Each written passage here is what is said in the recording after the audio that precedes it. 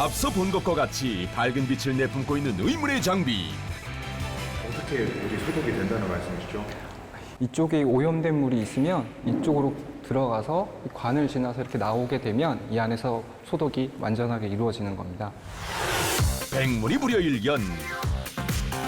직접 장비 안에 오염된 물을 주입해 소독 과정을 살펴보기로 하는데요. 장비를 가동하자 관 안으로 물이 회오리치며 빨려 들어가는 모습. 화려한 불빛이 물을 감싸네. 잠시 후 소독을 끝낸 물이 배출구를 통해 나오고 간단하게 소독이 끝납니다. 이 장비는 공급되는 수력만으로 내부에 있는 임펠러를 회전시켜서 동력을 발생시켜서 이물질을 제거하는 장비를 구동을 시키고 조사되는 이 빛이 굉장히 중요한 역할을 하는 겁니다. 물 소독의 핵심이라는 이 불빛. 이쯤 되니 관 내부에 설치된 램프의 정체가 더욱 궁금해지는데요. 도대체 이 빛의 정체가 뭐예요? 이 빛의 정체는 바로 자외선입니다. 자외선이라고요? 자외선이라고 하면 피부에 엄청 안 좋은 거 아닌가요? 피부에 직접 닿는 게 아니라 물 속에 있는 세균들의 세포의 DNA를 변형시키기 위해서 사용하는 겁니다. 세균의 DNA를 변형시킨다?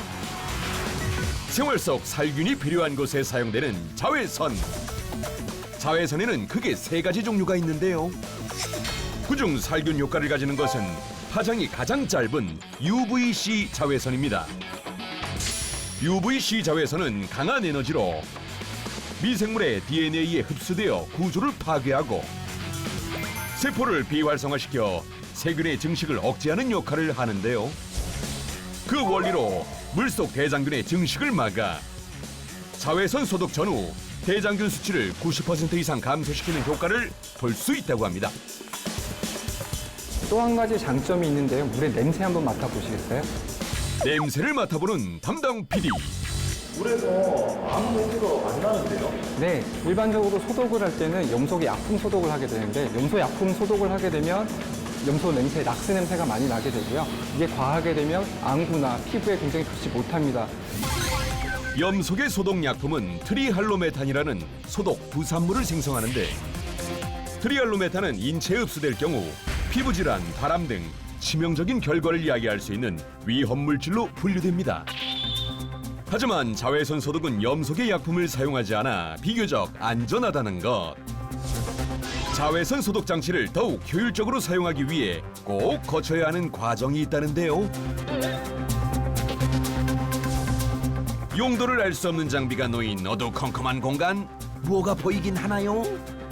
여기는 뭐 하는 곳이에요? 사진관 같이 생겼는데요? 네, 사진관은 아니고요. 자외선 램프의 강도를 측정하는 실험실입니다. 우선 램프에 거치대를 설치한 뒤 센서가 자외선 빛의 강도를 정확하게 읽을 수 있도록 수평을 맞춰준 상태에서 실험이 진행되는데요. 센서가 작동되면 빛의 강도가 수치화되어 모니터에 나타납니다. 자외선 소독 설비의 성능의 지표는 자외선 조사량이라는 단위를 계산하게 됩니다. 이 자외선 조사량은 자외선 램프의 빛의 강도와 자외선 램프의 빛을 얼마나 조사받았는지의 이 시간량을 곱하게 되는데요. 대장균 경우 99.99% 정도의 참여를 가지기 위해서는 약 25mg의 조사량이 필요하게 됩니다. 각기 다른 설치 환경에 적합한 최적의 출력값을 설정하는 것이 중요하다고 하는데요. 자외선 램프는 수온을 기반한 램프이기 때문에 수온이나 상태, 사용에 따라, 사용 시간에 따라 이런 출력값이 변하게 되는데요. 그러한 것들을 복합적으로 평가하기 위해서 자외선 램프의 출력을 측정하는 시험을 진행하는 겁니다. 이외에도 다양한 환경에 적용할 수 있도록 여러 가지 유형의 장비를 개발했다고 하네요. 어린이 물놀이 시설이나 수영장, 바닥 분수와 같은 인체에 접촉이 일어나는 곳에 사용될 수 있는 겁니다. 기존 수경시설에 별도 증축 없이 설치할 수 있어 더욱 효율적. 어린아이들이 즐기는 공원 바닥 분수부터 수영장까지 깨끗한 수질이 필요한 곳에서 적재적소로 활용되고 있다고요. 이제는 물 관리도 과학적으로 보다 안전한 물 사용을 위한 그들의 연구를 응원하겠습니다.